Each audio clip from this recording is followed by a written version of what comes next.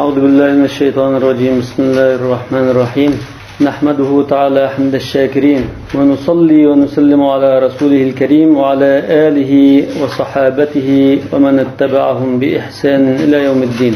ربنا لا تجعلنا فتنة للقوم الظالمين ونجنا برحمتك من القوم الكافرين. أما بعد. Cenab-ı Allah'ın fazl-ı merhameti olan bugün hicretinin 1935 yılı Muharrem'nin 20. günü 2013 yılı 24 noyabr günü Hanefi mezhep kitaplardan El-İhtiyar li Ta'lilil Muhtar degan şu mütever kitapni ders qilib o'qimoqchi. Ders qilish uslubimiz oldidan kitobni bir tunishtirib o'tamiz. Bundan keyin kitobningki sharhi bo'lgan ixtiyorni, ya'ni matn emas, ixtiyorni tutib o'qiymiz. Hanifi mazhabningki dalillarini qisqacha egallab o'tib ketamiz, lekin selishtirma fiqhiga kirmaymiz, chunki sizlar usul fiqhi o'qimagan bo'lg'achqa. Ders jarayonida zo'ril tushunmagan bo'lsa so'ranglar, bo'lmasa darsning oxirida so'ranglar. Oldidan bu kitobni tunishtirish ilgari biz fiqh nimadan iborat ta'riflab o'tamiz. Fiqh degan lug'at ma'nosi tushunishdan iborat. Fiqh lug'atan al-fahm. Ba'zi olimlar jinsiy joylarini tushunish yoki boshqacha izohlagan bo'lsa, umuman hamda fiqh degan tushunishdan iborat. Muaviya ibn Abi Sufyan radhiyallohu anhu rivoyat qilganida "Men yuridillahu bihi khayran yufaqqihu fid-din" deb kelgan. Dinni tushundigan qiyini Alloh taolaning shu bandiga xayrlikni iroda qilgani bo'lsa. Ana fiqh degan lug'at ma'nosi tushunish, lekin Rasululloh sollallohu alayhi vasallamning zamonidan keyin sahoba tabiinlar davriga kelgan chaqda dinni tushunishga xoslashtirilib, keyin texnik jinishga tar doiraga kasbiy atalg'u sifatida kirgandan keyin shar'iy ahkamlarni, bularni zohiriy ahkamlarni tafsiliy dalillarga tayanib turib tushunishni fiqh deydigan hali shakllangan. Yani fiqhni lug'at ma'nosi al-fahm, istilohiy ma'nosi eng oxirida to'xtalgan ma'nosi al-ilmu bil ahkamish shar'iyya al-amaliyya al-muktasabu min adillatiha at-tafsiliyya. Hozirga to'xtalgan kasbiy istiloh ma'nosi shu. Lekin Imom Abu Hanifa rahmatullohi alayhi fiqhni umum ma'nosida tushundirgan. Fiqh nima desa, ma'rifatun nafsi ma laha va ma alayha. Bu texmo umum yuzlik, hammani o'z ichiga oladigan insonning butun harakati, ichki dunyosi, o'y, xiyollardan tortib hammani o'z ichiga oladigan to'liq bir ta'rif. Ya'ni nimani qilish kerak, nimani qilmaslik kerak, hammani tushunishni fiqh deb ataymiz ekan Imom Abu Hanifa. Lekin keyingi vaqtda fiqh texmo tar doiraga kirib qolgan chaqlarda aqida ilmi masalan, taqvodorlik, zuhd va raqoiq, qalbiy amallarga munosabatlik butun ahkamlar bir tarafga qarab qilib, faqat tashqi, zohiriy amallarga ham xos bo'lib qolgan fiqh. Shuna al-ilmu bil ahkam ash-shar'iyya al-amaliyya degani shu amaliy muomalalarda, amaliy harakatlarda bo'ladigan hukmlar demakchi. Demak, fiqh hozir mush zohiriy amallarga qaratilgan holatda o'qiymiz buni. Lekin aqida masalan, boshqa ilmlar ayrim bo'lib ketgan. Hamda shu Kitobul Ixtiyor, mush Ixtiyor degan kitob Hanifi mazhabiningki mu'tabar kitoblardan biri edi. Bu kitobning muallifi al-Imom Abdullah ibn Mahmud al-Mawsili, Abul Fadl, hijriy 7-asrda yashagan. Mawsili, ya'ni Mawsil Iroqningki shimol tarafidagi Mawsil degan shaharda tug'ilib o'sgan bo'g'achqa. Bu Ixtiyor degan kitob aslida muallifningki Al-Muxtar lil Fatwa degan ixcham bir kitobningki sharhi. O'zi Al-Muxtar lil Fatwa degan kitobni yozgandan keyin bir muddatdan keyin tunish bilishlari boshqa ustozlar shunga sharh yozib bergan bo'lsalar deb iltimos qilgachqa o'zining kitobini o'zi sharhlab Al-Ixtiyor li Ta'lilil Muxtar, ya'ni Muxtar degan ash kitobningki ba'zi dalillarni nima uchun hukm manda bo'ldi shuni bayon qilib yozgan sharh demakchi.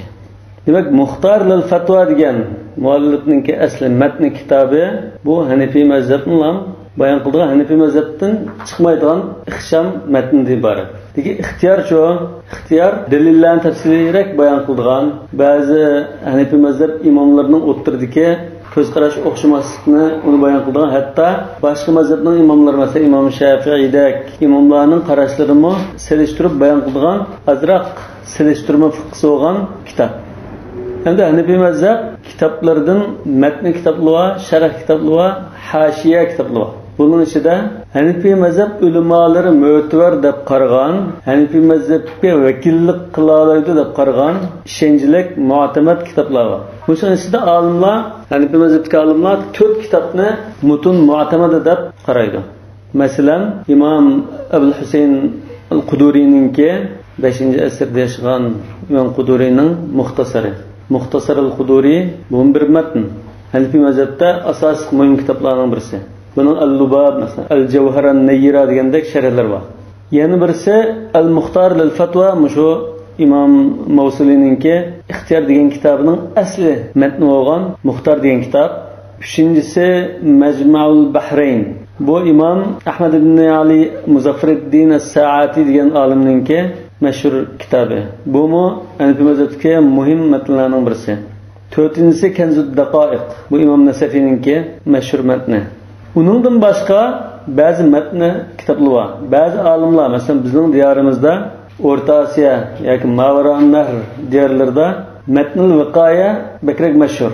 Ya'ni shu diyordagi olimlar yozgan bo'lg'achqa, shu yerda ko'p o'qitilib, tunilgan bo'lg'achqa, ba'zi olimlar mashhur matnning qatoriga viqoya bu Taj Shari'a Mahbubi shu olimninki kitobi. Hani buna şerh viqoya var. Bizning diyorimizda texmi mashhur. Yani mushtaliblar o'qigan şerh viqoya. Bu şerh viqoya Ubaydullah ibn Mas'ud, yani Sadr ash-Shari'a al-Mahbubininki, yani o'sha olimninki navrasining deydi. Navrasininki shu cho'ndasining matni kitobi yozgan sharhi. Bu şerh viqoya yoki al-viqoya degan kitob hammasi ash Hidoya degan kitobning ixchamlashtirilgan yoki sharhlashtirilgan nusxasi. Viqayat rivoya li masailil hidoya deydi shu. Hidoya masalalariga yozilgan kitob. Bundan hozir biz muhim, mu'tamad, muxtasar yoki shu mutunlardan 5-6 sanab o'tdik. Muxtasar al-Quduri, al-Muxtar al-Fatwa, Majma'ul Bahrayn, Kanzud Daqoiq, Matnul Viqoya. Uning kitob hidoyaning asli teksti bo'lgan Bidayatul Mubtadinimi sanadiganlar bor. Hidoyami xuddi o'sha ixtiyor Muxtarning sharhi bo'lgandek, Hidoyami Bidayatul Mubtadininki sharhi. Imom Mirg'inani o'zi yozib Bidayatul Mubtadini keyin Hidoya deb sharhlagan. Ana shu ixtiyorni biz o'qishga tanlab ixtiyor qilishda bir qancha sabab bor. Masalan, nima uchun sharh viqoyani o'qimadik? Nima uchun Hidoyani o'qimadik? Nima uchun boshqa kitobni o'qimadik? Ixtiyorni tanladik. Birinchisi ixtiyor iboralari nayt ravon. Mana taqidul lafzi ma'naviy degandek ajamlarda ko'riladigan menda ibora murakkablik yo'q, tushunishlik. Ikkinchisi buning hajmi o'ttirahal. Yani bak tafsiri bak uzun emas, bak qisqa emas, dalillarni bir qadar tushuntirmaydigan, boshqa olimlarning boshqa qarashlarini tushuntirmaydigan o'ttirahal bo'lg'achqa dastlabda o'qiydiganlar munosib ko'rilgan. Uchinchi sabab ixtiyorni azhar to'liq o'ttirida o'qitishga tanlab bekitgan kitob. Navanikin azharninki o'qishligini tanlagan ustozlar mush kitobni eng munosib deb qaragan bo'lg'achqa shu bosqichdagi o'quvchilarga buning bir tanlashda alohida o'rin turadiganligini ko'rsatdi. Biz buni o'qigan vaqtimizda ayni zamanda shu ma'hadda imtihon bersak yoki shuni o'qisak foydasi bor. Qo'shimcha. Endi Hanafiy mazhabidagi boshqa muhim kitoblar bor. Hanafiy mazhabiningki asosiy kitoblari nega taqildi desam, Imom Muhammad ibn al-Hasan ash-Shaybani rahmatullohi alayhi berib taqildi. Imom Abu Hanifaning shogirdi. Imom Muhammad ibn al-Hasan Imom Abu Hanifaningki fiqhlarini yozib qoldirgan zot. Muhammad ibn al-Hasan Shaybanininki al-Jami' al-Saghir, al-Jami' al-Kabir, az-Ziyadat degandek 5-6 kitob var. Mush kitob Hanafiy mazhabda zohir rivoyat deb ataladi. Ya'ni ishonchlik yo'l orqali kelgan rivoyat kitoblari demoqchi. Yani mush kitoblarni As-Sadr ash-Shahid degan olim Al-Kafi deb bir kitob to'plagan. Imom Muhammad ibn Hasan Shaybanining 6 asos ishonch kitobini Al-Kafi degan bir kitob to'plagandan keyin Al-Kafi degan kitobni Imom Saraxsi Al-Mabsut degan kitobda sharhlagan. Bu mana matni va sharh deb ayrim nima ikkisini yug'urib o'tgan sharh. İmam Saraxsi ba'zining shu chaqdagi podshohga chiqish sababi bilan bir quduqqa tashlanib turmada so'langandek quduqqa tashlangan. Shu turmada yetish jarayonida taliblari quduqning ustida turib, İmam Saraxsi quduqning ostida turib, taliblarga yada yozaki so'zlab berib, taliblar yezib qoldigan 15 mujallidli kitob Al-Mabsut. Bu bir qarashqa bir islom mo'jizasi deyishga bo'ladigan. Yani bir olim ya bir iborada xatolik yo'q yoki boshqa kitoblardan hadis, oyat, hadislarni naql qilishda bir xatolik yo'q yoki arab tilida o'zi ajam bo'lsa-mu, arab tilida bir yerda bir xatolik uchrab qolmaydigan. Bunda holatda quduqni ostida turib ustidagi taliblarga imlo qilib bergan kitob. 15 mujallad. Hozir bozorda bor. Yani bu Hanifi mazhabda Zahir rivayini Al-Kafi shirincha qildi, to'pildi. Al-Kafini Mabsut sharhildimi? Al-Mabsut Hanifi mazhabda eng ishonchli asosiy kitob. Agar boshqa kitoblar bilan Mabsutninki bayon qilgani o'xshash chiqmay qolsa, Mabsutning hisob qildi. Shunga Hanifi mazhab olimlari la yu'malu illa bihi va la yu'awwalu illa alayhi. Boshqasi bilan bayon qilgan hukm o'xshash chiqmay qolsa, Hanifi mazhabdan shu Mabsutdagi hisob. Masalan, Hidoya bilan Mabsutdagi Hanifi mazhabining qarashi o'xshash chiqmasligi mumkin. Bu chaqda biz Hanifi mazhabda qaysi hisob deymiz? Mabsutdagi hisob. Chunki Hanifi mazhab ulamolarida masalan bizning O'rta Osiyodagi Mushmir G'inani emas. Ubaydulloh Mahbubi, ay bizning diyordagi shu ulamolar ma'lum mezgil Hanifi mazhabninki rolini tutib mangallar. Yani Iroqdan O'rta Osiyoga o'tib kelgan. Shu chaqda bütün dünyadaki Hanifi mazhabdagilar shu bizning vujudlardagi ulamoning og'zi qaraydi, shunning kitobini o'qiydi. Buni ketib İmam Abu Hanifa bir narsa degan bo'lsa, unda kelib boshqa yerga tortib ketgan yerlar bor. Abu Hanifaning o'g'ini boshqa yerga qoldi, bu boshqa yerga olib ketgan yerlar bor. Unda ondikan Hanifi mazhabga vakillik qilish qonun hisob desak, İmam Abu Hanifa va shogirdlarininki degan hisob bo'ldi. Bu boshqa olimning boshqa tortib ketib boshqa degan qarashi İmam Abu Hanifaga dengab qo'ysak yoki mansub qo'ysak bo'lmaydi deb hisob bo'lganini, Hanifi mazhabiga vakillik qildigini o'sha Al-Mabsut degan ulamo. Buningdan boshqa muhim kitoblardan Al-Hidoya. Hidoya bizning diyorimizda mashhur. Fiqh o'qiydiganlar musa Hidoya o'qiydi yoki sharh o'qiydi. Hidoyami biz yuqori bayon qilgandek muhim kitoblarning birisi Bidayatul Muqtadini yozib bo'lgandan keyin muallifi Hidoya degan sharhini yozgan. Yani bu Hidoya degan kitobni yozish jarayonini 14 yilmi ro'za tutgan holatda tahorat bilan yozib qolgan kitob. Yani bu kitoblarni hozir Riyaz Solihin deymiz, Hidoya deymiz, ya Ibn Kasir deymiz. Bu kitobni nima uchun mushunda butun islom dunyosi yuzlanib o'qib shunda mo'tabar deb qaraydi desa, asli tigida bu yozgan ulamolarningki o'sha kitobni yozishdagi ixlosi bilan singdirgan ajri nihoyatda cho'ng bo'lg'achqa shunda. Hidoyaning sharhlari bor. Masalan, Fathul Qadir, Kamal ibn al-Humamninki Fathul Qadir degan sharhi bor.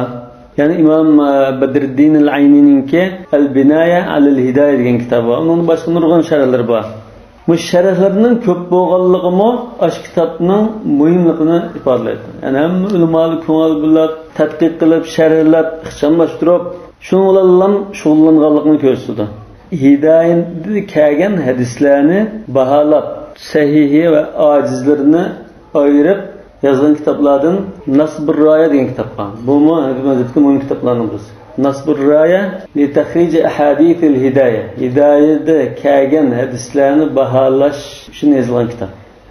Yana İmam Kasani rahmetullahi alayhininki Bada'i'us Sana'i' fi tertibish shara'i' degan kitap. Bu asli Tuhfatul Fuqaha degan İmam Samarqandininki matn kitobi yozgan sharhi.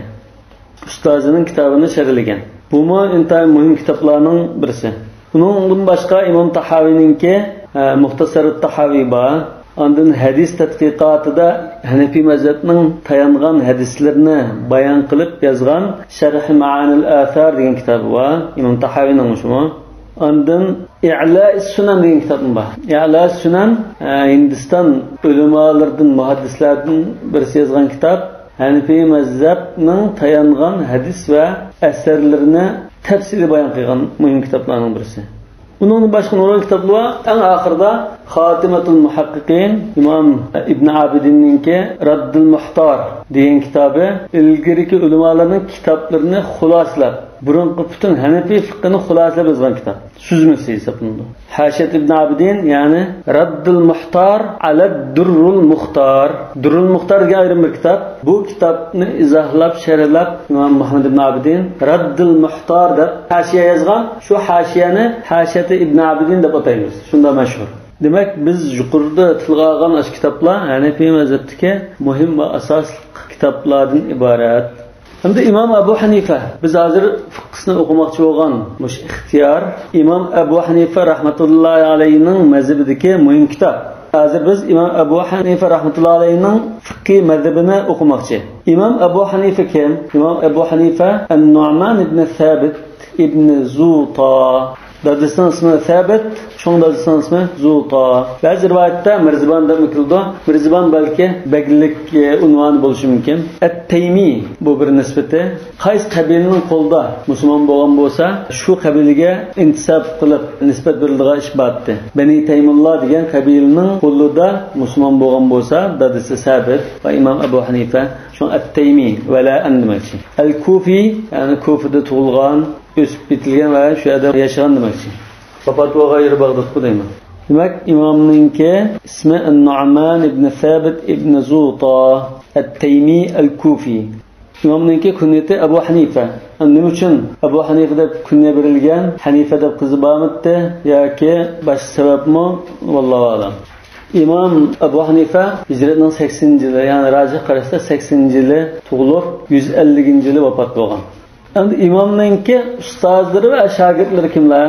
İmam Abu Hanifa rahmatullohi alayhining ustozlari ko'p, lekin asosli 20 yil izchil oldida o'tirib ilm o'rgangan ustozi Hammad ibn Abi Sulayman. Yani İmam Abu Hanifa hozir o'zidan tortib ustozli bir necha amsa tabiiylar. İmam Abu Hanifa mı rajih qarashda tabiiy. Ba'zi sahobalarni ko'rgan. İmam Abu Hanifa muqim 20 yil oldida o'tirib ilm olgan ustozi Hammad ibn Abi Sulayman. Hammad ibn Abi Sulaymanning ustozi İbrahim an-Nakhai. Bu mashhur tabiiy. İbrahim an-Nakhaining ustozi Alqama ibn Qays. Alqama ibn Qays an-Nakhai bu. Shu İbrahim an-Nakhaininki tag'isi bo'lishi mumkin. Alqama Abdullah ibn Mas'ud radhiyallohu anhudan ilm olgan. Abdullah ibn Mas'ud radhiyallohu anhu Rasululloh sallallohu alayhi vasallam bilan bütün g'azotlarda, yurishtirishlarda hamma yerlarda billa hamrohlab Rasulullohdan ilm olgan zot. Sahoba ikramlarning eng bilimliklaridan birisi. Davonikan Rasulullohdan Abdullah ibn Mas'ud ilm olgan, Abdullah ibn Mas'uddan Alqama ibn Qays an-Nakhai bu olgan, Alqamadan İbrahim an-Nakhai olgan, İbrahim an-Nakhaidan Hammad ibn Abi Sulayman olgan, Hammad ibn Abi Sulaymandan İmam Abu Hanifa an-Nu'man ibn Thabit radhiyallohu ta'ala anhum ilm olgan. Demak, hozir İmam Abu Hanifa rahmatullohi alayhining ilmi qanday ilm? Salaf ilmi. Salaf tutashgan Rasululloh sallallohu alayhi vasallam va sahoba ikram tabiinlar tutashgan ilm.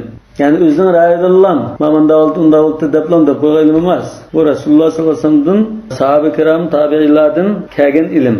Yani İmam Abu Hanifa rahmatullohi alayhiningki ilmi Abdullah ibn Mas'ud radhiyallohu anhuning ilmiga berib tutishdi. Yani başka mazhabdagi olimlarning ilmi cho desa, başka mazhabdagi olimlarning ilmi İmam Abu Hanifa orqali Abdullah ibn Mas'udga tutishdi.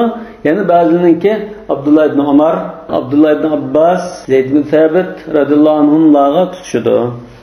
Abdullah ibn Mas'ud radhiyallohu anhuni Hazrat Umar ibn al-Khattab xalifa vaqtida Iroq fath qilinib, islom diyarlari kengayib, nurg'un kishilar musulmon bo'lib kirgan chaqlarda Iroqda maxsus evatgan. İslamiyatni o'rgat, ilm taratgan deb Abdullah ibn Mas'udni evatgan. Ona Kufada turib, o'sha Alqama, masalan, İbrahim an-Nakhai qatorliq ashulni tarbiyalagan. İmam Abu Hanifa'nın yani başka ustazlarım var. Lekin biz shu muqim 15-20 yil izchil o'tirib ilm olgan asos shayxini tilga oldik. İmam Abu Hanifa shu ustozga vafodorlik yuzidan o'zining o'g'lini Muhammad deb atagan, ustozining ismi bilan atagan. İmam Abu Hanifa'nın shogirdlarining ichida o'zining o'g'li Muhammad ibn Abi Hanifa bor. İmam Ebu Hanife ana Ata ibn Abi Rabah, Ekrime, Nafi', Amr ibn Dinar, Qatada, hatta mesela Cafer as-Sadiq, Rabi'a, İmam Malik'in ustazı Rabi'a, şu imamlardan ilim algan. Yani İmam Ebu Hanife'nin şagirdleri çoğu. İmam Ebu Hanife'nin şagirdleri imtihan köp. Lakin bunun meşhurlardan İmam Ebu Yusuf al-Qadi, İmam Muhammed ibn Hasan el-Şeybani, İmam Züfer ibn al-Huzeyl, yani İmam Ebu Hanife'nin oğlu Hammad, yani el-Hasan ibn Ziyad el-Lu'lu'i, Süfyan el-Thawri, yani meşhur zatlardan Abdullah ibn Mübarek, Zahid, Mücahid alimlerinin birisi. Vaki' ibn al-Jarrah, İmam Şafii'nin ustazı ona. Muşula İmam Ebu Hanife'ninki şagirdlerinin meşhurları. Hatta İmam Ebu Hanife'nin şagirdlerinin Katar'dan aslan muşunda meşhur olup ketken Abdullah ibn Mübarek'ten unda zatlar taliblerinin en ahirki sepetinden urinilip uttagan. Yani aldı septimi bulağa nöbet tegmegen. Endi başka mezhep imamları, mesela İmam Şafii, Muhammed ibn İdris Şafii, bu İmam Ebu Hanife'nin bir taraftan elbette şagirdi hesaplandı. Qanda mesela Vaki' İmam Ebu Hanife'nin şagirdidir. İmam Şafii Vaki'den ders algan. Şekavtu ila Vaki'in su'a hifzi fa erşedeni ila terkil maasi diyen şiirni yazıp algan ustazı İmam Şafii'nin Vaki' İmam Ebu Hanife'nin şagirdidir. Demek Vaki' arqali İmam Şafii İmam Ebu Hanife'nin şagirdleri, yani şagirdinin şagirdi, nevri şagirdi hesaplandı. Yani bir taraftan İmam Muhammed ibn Hasan Şeybani'den ilim algan İmam Şafii. İmam Şafii'nin sözü var. Hamaltu min ilmi Muhammed ibn Hasan himla ba'ir. Yani Muhammed ibn Hasan Şeybani'nin ilminden ben bir tüge atqıdak kitapta ilim aldım diyen sözü var. Bu taraftan mı İmam Şafii İmam Muhammed ibn Hasan'dan ilim alganlık için İmam Ebu Hanife'nin nevri şagirdi hesaplandı. İmam Şafii İmam Ebu Hanife vefat bo'lgan yili tug'ilgan. 150 yili Hijriyaning tug'ilgan. Hatta mezhep mutassiflari İmam Şafii dunyoga kelishdimi İmam Ebu Hanife hayot bo'lgan chaq dunyoga kelanmay vefat bo'lgandan keyin undan dunyoga kelgan dedi qildilar. Bu tasvif qilinadi degan so'zlar. Aslında bo'lg'achqa İmam Şafii rahmatullohi alayhi İmam Ebu Hanife'nin şu ortiqchiligini, fazlini e'tirof qilib, "An-nasu fil fiqhi iyalun ala Abi Hanifa." Fiqhda boshqa hamma olimlar, an-nas degan mishari kishilarga bo'lmaydi. Butun olimlar fiqhda İmam Ebu Hanife'ga shogird hisoblanadi yoki shuning ilmidan foydalangan kichik taliblar hisoblanadi. Endi İmam Ahmad mı İmam Şafii'nin şagirdi hesablanadi bir tarafdan. İmam Şafii'den ilim algan, İmam Şafii mi İmam Ahmad'dan ilim algan. Bu birisinin şagirdi, ustazı bunda bo'lgan. Bunda olgandan İmam Ahmad ibn Hanbal İmam Ebu Hanife'nin şagirdining şagirdi hesablanadi. Yani peynevri şagirdi deymiz. İmam Şafii nevri şagirdi olsa bu peynevri şagirdi deyishki bo'ladi bir tarafdan. Çünkü İmam Şafii'den ders algan, İmam Şafii İmam Ebu Hanife'nin şagirdinden ders algan. Yeni bir taraftan İmam Ahmed ibn Hanbal İmam Ebu Yusuf al-Qadi'den ders algan. İmam Ahmed ibn Hanbal derslep qilib, Hanefi mezhebini o'qib, Hanefi mezhebda İmam Ebu Yusuf'dan fiqh o'qigan. Fiqh ilmini algan. Keyin o'z oldiga mujtahid bo'lib, katta imom bo'lib ketgan bo'lsin, lekin ilm algan yeri bor. Undan keyin İmam Ahmed'ning bir tarafdan İmam Ebu Hanife'ninki şagirdi deyishki bo'ldi. Endi kitobninki muqaddimasini aytaman. Kitobning siziqning ustidagisi Al-Muxtar lil-Fatvaning teksti. Siziqning ostidagisi yoki o'ttirdagisi desak, bizning bosimizda bu Al-Muxtar lil-Fatvaning sharh bo'lgan ixtiyorning teksti. Eng ostidagi siziqning ostida mush kitobning nashrga tayyorlanishninki izohatlari bor. Hozir biz kitobning oxiri qadar inshaalloh o'qiydiganimiz Al-Ixtiyor matnini o'qiymiz. Lekin kitobning muqaddimasi muhim bo'lg'achqa, Muxtarning muqaddimasini o'qib o'tib, undan keyin undan ixtiyorning matniga tushib ketmoqchi inshaalloh.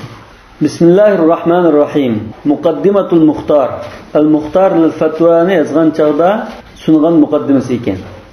يقول المصنف رحمه الله تعالى في مقدمة المختار دائما الحمد لله على جزيل نعمائه. Na'ma an'am degan ma'noda, ne'matning ko'pligi. Jazil degan katta, cho'ng degan ma'noda. Katta ne'matlarga qarta Alloh taolaga jami hamd sanolar bo'lsin. Ahmaduhu ala jalili ala'i. A'la deganmi? An'am o'xshash ne'matlar degan bo'ldi. Mufradi ilyun yoki ulvun. Tabi'ayyi ala'i rabbikuma tukazziban. Celil yana cezilga o'xshash. Ya'ni katta, cho'ng degan ma'noda. Alloh taolaning katta ne'matlariga hamd aytaman. Va ashkuruhu ala jamili bala'i. Chiroyli sinoqlarga rahmat aytaman dedi. Hozir sinoqni go'zal, chiroyli deb sifatlaydi. Bu yerda balanda sinoq. Bu sinoq yaxshi sinoq bo'lishi mumkin, yomon sinoq bo'lishi mumkin. Yoki shu kishininki shu sinoqqa qarta qanday ko'z qarashli bo'lganligini qarab, shuning nazarida jamil yoki qabih bo'lishi mumkin. Qur'on Karimda sinoq ma'nosi kelgan. Va izbtala Ibrohim robbuhu bi kalimatin fa atammahun. Yana va lanabluwannakum hatta na'lamal mujahidin minkum was-sabirin. Yani sınayımız demek. Demek muş bala, sınaq. Bizden Uygurca bala desek, yomon ma'noda, salbiy ma'noda kelishi mumkin. Bu bir sınaq. Sınaq degan har turli ishlar bilan bo'ldi. Kasal bilan bo'lishi mumkin, ya biror a'zoning kamligi bilan bo'lishi mumkin, yoki namralik bilan bo'lishi mumkin, yoki boylik bilan bo'lishi mumkin, yoki go'zallik bilan, sog'lomlik bilan bo'lishi mumkin. Lekin bu yerda endi güzel sınaqı deyishdan, shu sınaqqa uchragan kishi shu sınaqqa qanday qarab, uningdan nimani kutadiganligiga munosabat. Amunda bir Alloh taolo sınaq beribdi, men sabr qilay, Alloh taolo menga jannatni mukofot beradi deb qolsa, bu jamilul bala bo'ldi.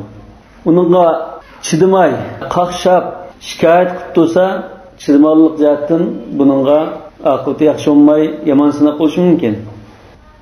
وأشهد أن لا إله إلا هو شهادة أعدها ليوم لقائه. من الله تعالى bilan uchrashishga tayyorlayotgan la ilaha illalloh degan shahodatni keltirib, bu shahodatni Alloh taolo bilan uchrashadigan kunga tayyorlayman.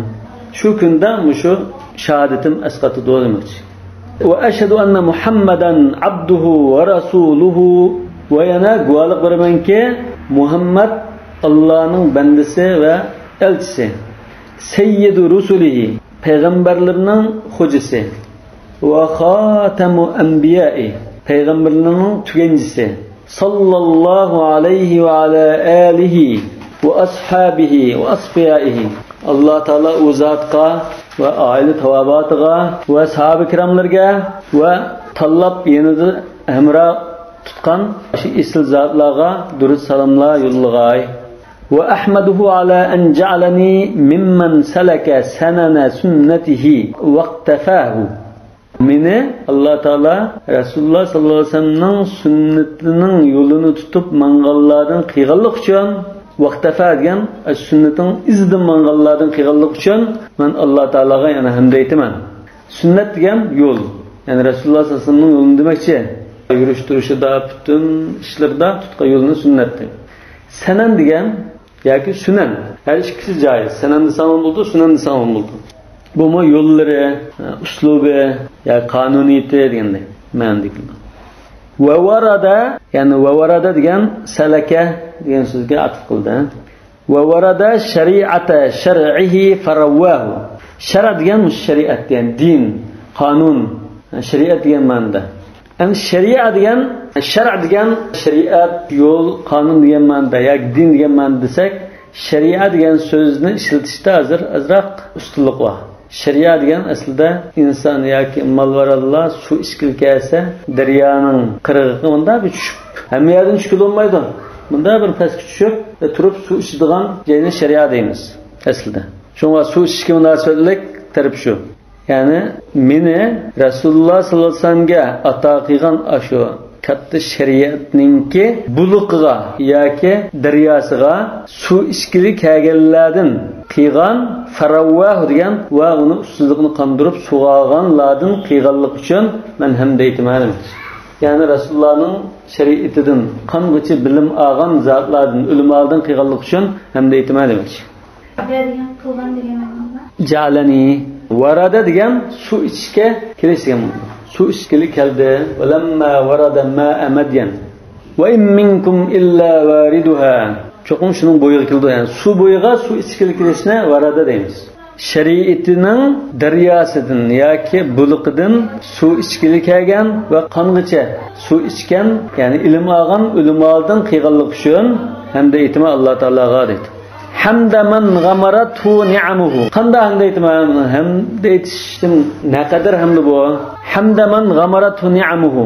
Allohninki ne'matlari kun o'tgan kishining hamdasini aytma. Shunda kishi qanday darajada qattiq qanday esa, men shunday aytman.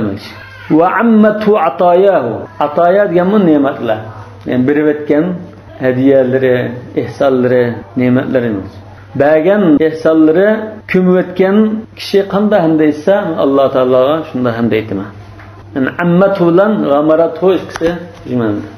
Və ba'du əmdi məqsəd kəsək, əmdi sana aytqandan keyin əmdi kitabni yezishdiki məqsədini bayon qılıb o'tdim. Faqad raghiba ilayya man wajaba jawabuhu alayya. Men teklifini rad qilolmaydigan, amanda qilpasli desa, cho'qim zodi qilmasam bo'lmaydigan ba'zi aziz qadrdonlarim mendan talab qildi dedi. An ajma'a lahu mukhtasaran fil fiqh ala madhhab al-imam al-a'zam ala madhhab al-imam al-a'zam Abi Hanifa an-Nu'man radiyallahu anhu wa arda.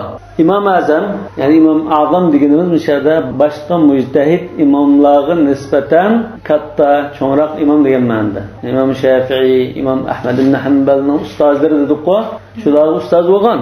İmam Malik bilanmi saboqdosh hisobida İmam Rabi'adan ikkilaydan dars olgan saboqdosh hisoblanadi.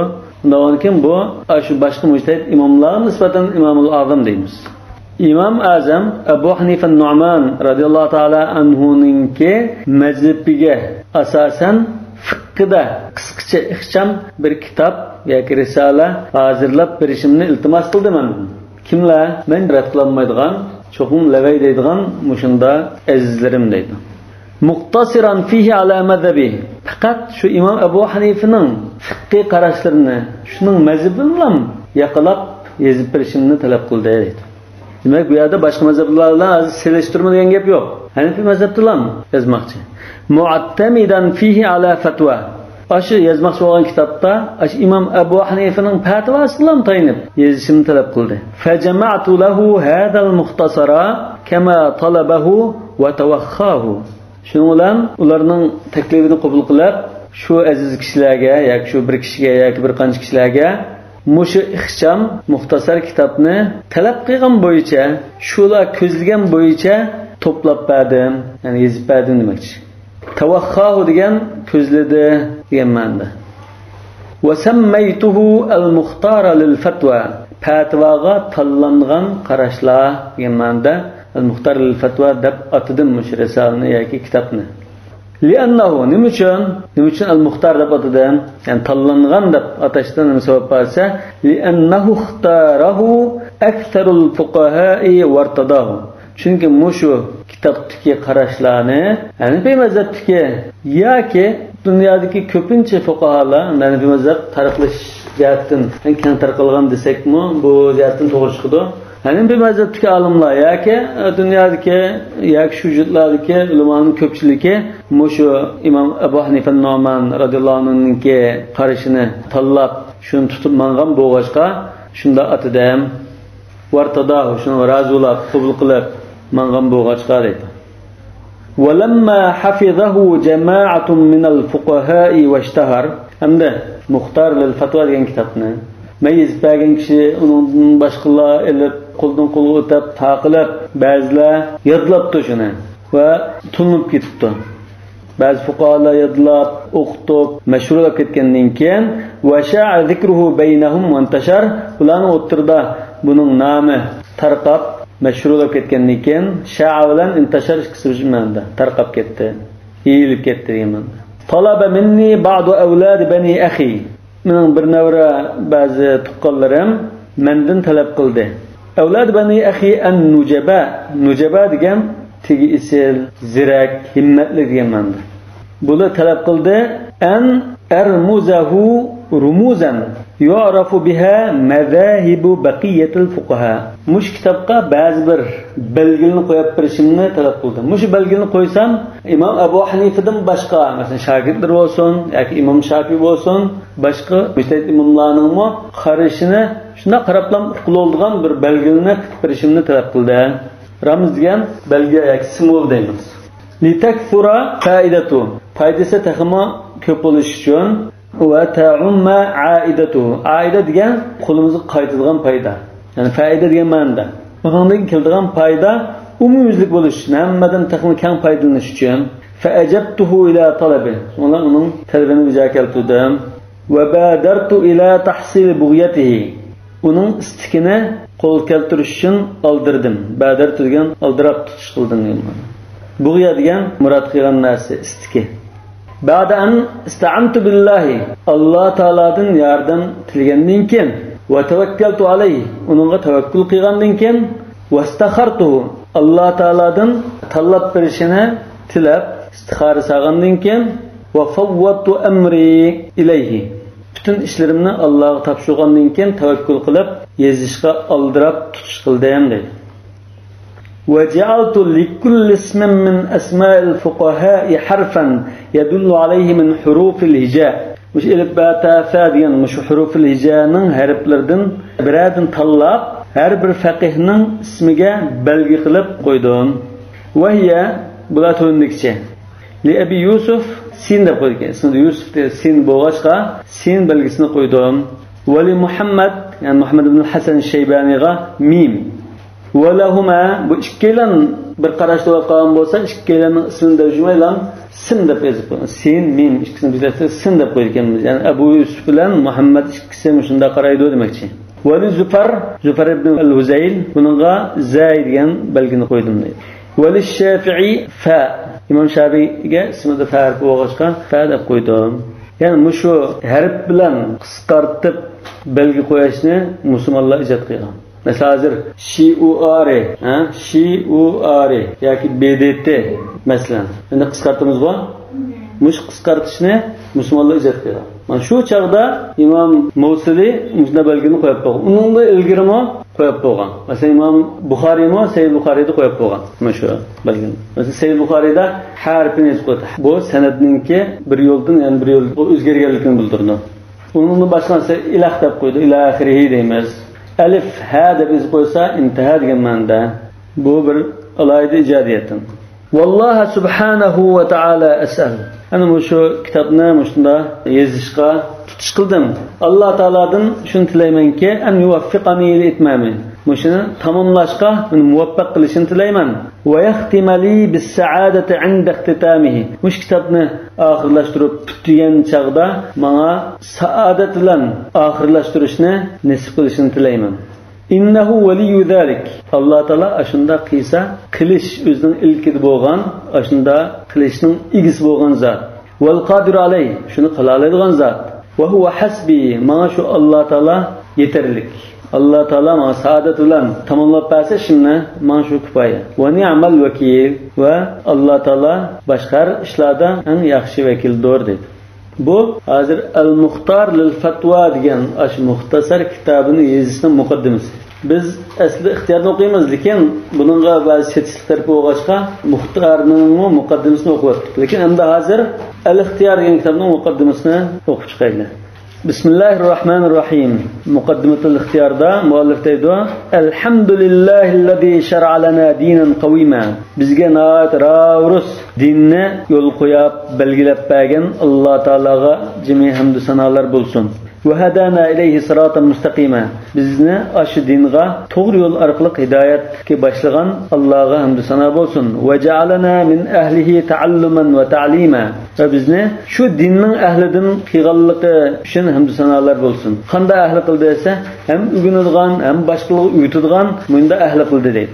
Hamdaman ammathu rahmatuhu va ifdaluhu. Men qanda darajada, qanda shaklda ham deyman, rahmati va in'omlari, ifdol deganmiz, fazli marhamati, in'omlari qaplab ketgan bir kishi qanda ham deysa, men shunda darajada qat ham deyman. وغمرته أعطيته ونواله ونن برجن إن أمره ونوال ديان شو خير إحسالره وما أعطيان ما نسته از نوال ديان مصدر واسه إرشش ديان لكن اسم بوسه شو عطاء يعني خير إحسان ديان معنى وأشهد أن لا إله إلا الله وحده لا شريك له شهادة أستزيد بها وفور نعمه من دبر شهادة ديتما قوالق برما خندا قوالق دسا مش قوالق بلان من الله تعالى نعمتنا تخمو köprek بوسيكن طلق بوسيكن دب مشو شهادتنا واسطرب köprek nimet تليمن ديت وأستنزل بها وفود كرمه كرم ديان سخاوته والله تعالى سخلقının mükafatlarını şürüşke tirişmen deydi. Vufud diyen aslında ömek, elçi diyen manda. Bir müşahede sexiliqinin aldın ivat tutturgan mükafatları demek için. Ve eşhedü enne Muhammeden abduhu ve rasuluhu ellezî cema'a bimeb'athihi şemlel hakkı ba'de teferruqihi. Muhammed sallallahu aleyhi ve sellem Allah'ın bendisi ve Resulü deb guvohlik berme. Bu zat özünün ivatilishi bilan bimeb'athihi degan payg'ambar qilib ivatilishi bilan chechilib ketgan haqni jamlagan deydi. Parcha chechilib ketgan narsani bir yerga akagan demoqchi. Wa qama'a bi risalatihi hizbal batil ba'da tatarruqihi va batil nahaq partini guruhni o'zining payg'ambarligi bilan bosturgan deymiz. Qama degan bosturdi, yo'qotdi, adibnadi degandek ma'noda. Ba'da tatarruqihi sizlarga tatarruqmi? Sizlar kitobdami? Ba'zi nusxalarda tatawwuqihi deb kelgan. Tatawwaqa yani bo'yniga taqaqulab silingandan keyin degan. Yani ba'da tatawwuqihi batil haqni chirmib olgandan keyin degan ma'noda. Batilning guruhini yo'qotdi deydi. Sallallahu alayhi ve ala alihi ve ashabihi ve etba'ihim alladine seleku sanana sunnetihi yaki sunanihi ve sawabihi. Allah Teala şu zatqa ve aile tavabatqa ve ashab-ı kiramlarga durust salamlar yo'llag'ay dedi. Ve şu zatning sunnatining yo'llarida mangan ve to'g'ri yo'lda mangan shunga ergashgan zotlarga durust salamlar yo'llag'ay. Ve ba'd endi maqsadga kelsak fakuntu jama'tu fi unfan shababi men yoshlik davrimda yosh vaqtimda unfan degan yoshlikka urg'ib turgan vaqtlarni yosh vaqtimda muxtasaran fil fiqh libad al mubtadiina min ashabi mening amralarimdan yangidan fiqh o'qiyma fiqh o'qiyman deganlarga fiqhda bir ixcham bir kitob tayyorlab bergan yuqorida tayyorlagan al muxtar lil fatwa demoqchi va sammaytuhu bil muxtar lil fatwa buni fatvaga tanlangan kitob deb atagandim. İxtartu fihi qawl al imam Abi Hanifa rahimahullah. Bu kitobda İmam Abu Hanifa rahmetullahi alayhinki qarashini tanlagan. Shu imomninkidan tanladi. İz kana huval awwal wal awla.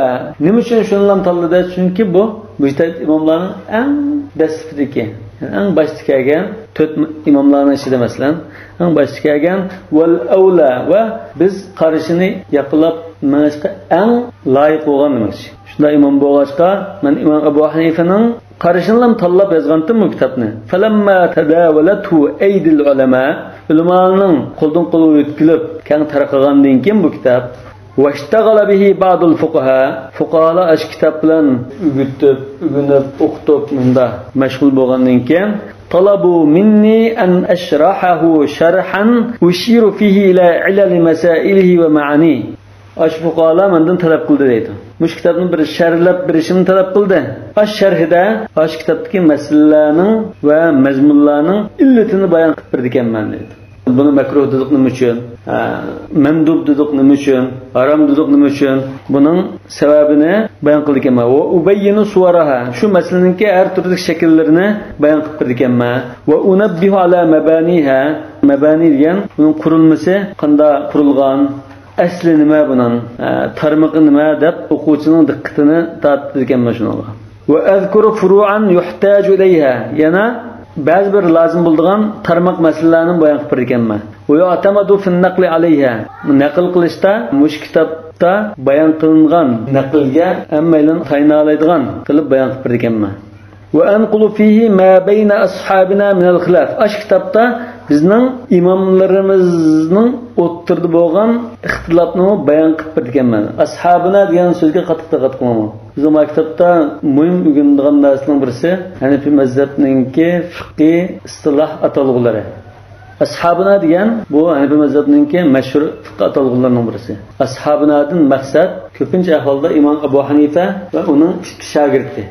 Al-imam va sahibayn, yoki imom va shogirdi uning katib Imom Zufar ibn al-Huzayl. Shularga maqsad qilindi odatda. Shu imomlar o'ttirdiki, ixtilofni naql qilib berganman deydi. Va ualliluhu mujazan qisqacha uning sababini bayon qilaman, illatini bayon qilib berganman. Mutawakhiyan fihi al-insaf. Mutawakhi deganni boyatin va tawakhahu deb chiqdi, ko'zlash ma'nosi bor. Unda insof bilan yo'l tutishni ko'zlayman.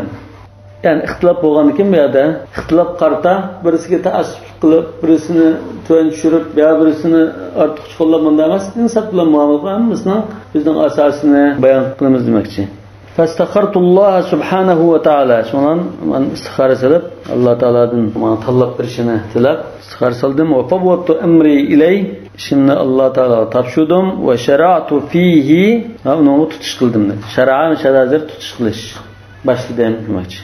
Musta'inan bihi Alloh taoladan yordam talab qilgan holatda va mutavakkilan alayhi, uni tavakkul qilib va sammaytuhu al-ikhtiyar li ta'lil al-muxtar. Yani muxtar degan ash kitobning masalalardagi, hukmlardagi illatni, sababni bayon qilib yozgan sharh ixtiyor demoqchi.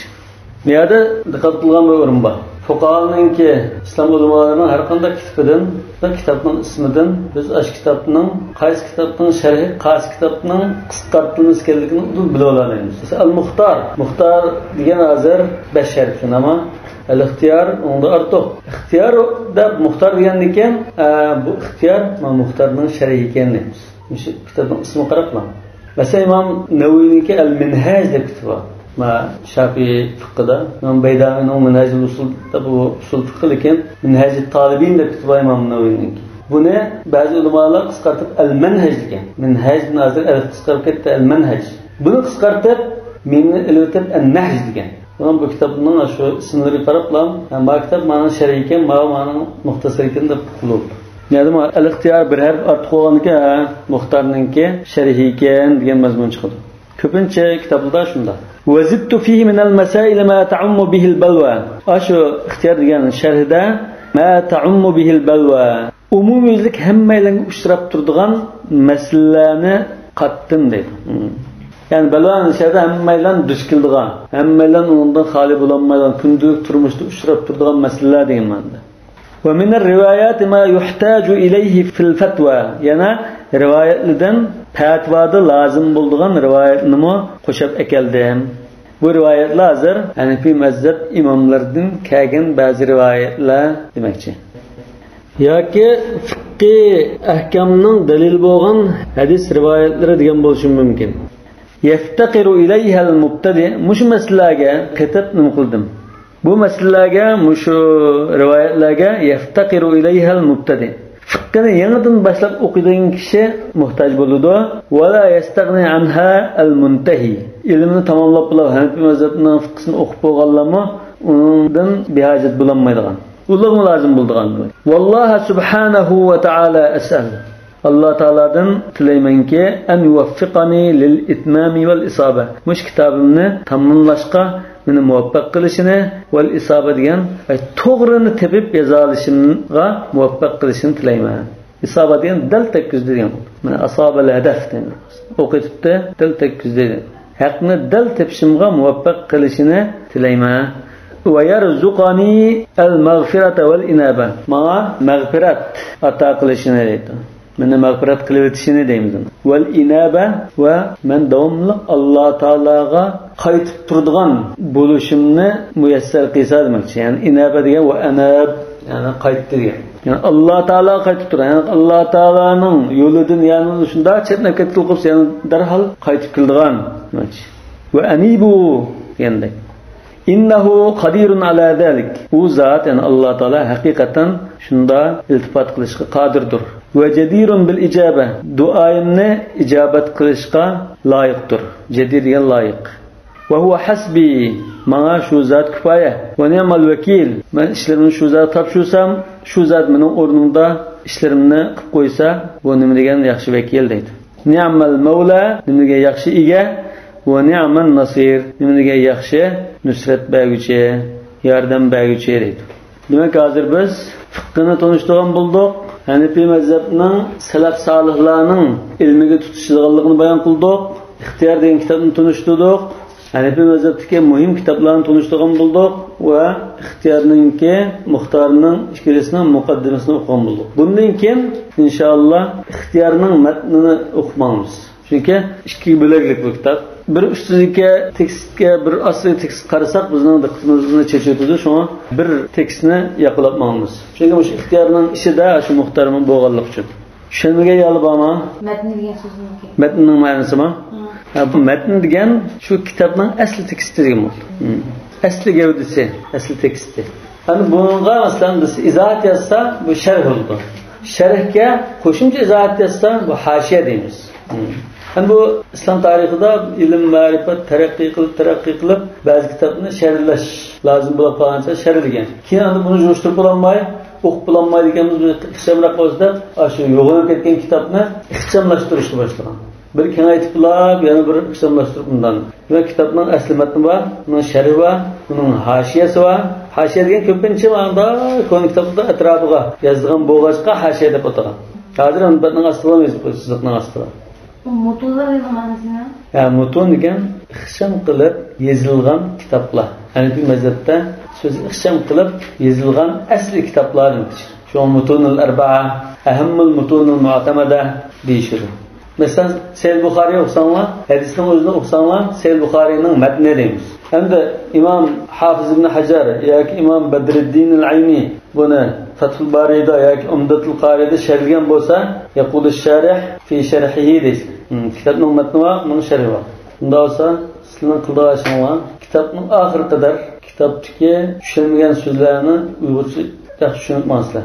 Ondan Hanifi fiqhidagi atalg'ularni istilohi atalg'ulni to'liq tushunmasizlar. Mesela ashabuna deymiz, al-kitob deymiz, as-sohiban deymiz, zahiri rivoya masalan. Shuni atalg'ul yamanjib, buni to'g'ri tushunmasak kitobning mazmunini tushunmaymiz. Bundan boshqa Hanifi mazhabidagi fiqhiy masalani yaxshi tasavvur qilib, bu ma'noda iborat ekan, buning dalili nima ekan deb qisqacha dalili nima tushunibmiz, ya'ni masalani dalili bilan birga tushunibmizlar. Daftarga yozgan vaqtida lug'atlarni bir yozib, bundan keyin fiqhiy atalg'ulni bir yozib, ondan fiqhiy masalani dalili bilan birga yozib, kitobni ixtisamlashtirib daftarga yozibmizlar. Shu odatga topshiriq qildi. Dersimiz şerh bo'lsin. Subhanakallahumma va bihamdik, ashhadu an la ilaha illa anta, astaghfiruka va atubu ilayk.